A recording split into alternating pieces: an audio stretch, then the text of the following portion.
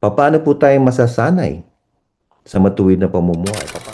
And you have to put in your mind, mga kapatid, kailangan po ninyong isipin lagi, the Word of God, the Bible is not just a book.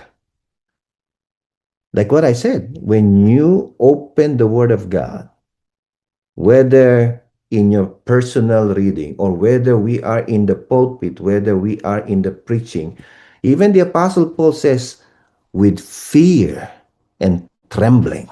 Tayo po ay nanginginig. Tayo po ay we have this awe in the Lord.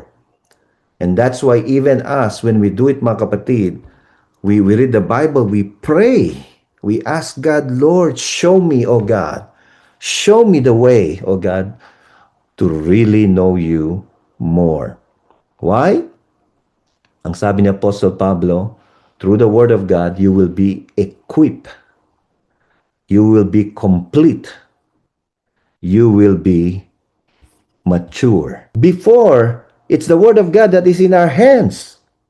But now, it's phones is in our hands. Sometimes even 2 phones, 3 phones, right? But we never did that sa Bible. We never did that with the Word of God.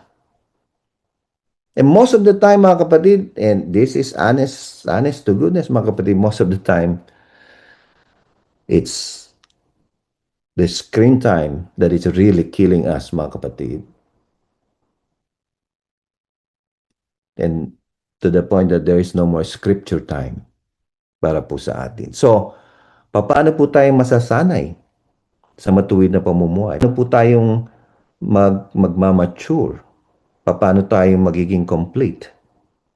How can we really be equipped if all of these distractions, mga kapatid, especially in the last days, sa mga huling panahon? Kaya nga po, I pray that you will really meditate on this Word of God. You will really put it to heart, mga kapatid, pagamat hindi man maaring sapat ang ating pong panahon o ang ating pag-aaral, right? But I'm just telling mga kapatid, it's really happening now from the self, then to the family, and then to the culture and society, mga kapatid, right? And so look at it everywhere around us, mga kapatid. And the scripture is shrinking and shrinking and shrinking, right? And so, kahit kami mga pastor, mga kapatid, labanan, right? It's a battle. And so we need to fight. We need to push back. We need to really equip one another, mga kapatid.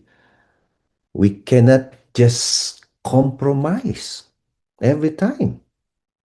And, it's the Lord who gives us wisdom. It's the Lord who will really empower us. But that cannot happen if we will not really be serious about going deeper into the Word of God and experiencing the breath of God sa ating mga buhay. This is God's breath, mga kapatid. When you read the scripture, it's like the breath of God is really empowering you, enabling you. Yung hininga ng Panginoon is the Holy Spirit will fill you, right? And the Holy Spirit will truly empower us. And that is the way we will be equipped to live in the last days, mga kapatid. And so, I pray and I hope, mga kapatid, na as you live today, I would beg you, mga kapatid, na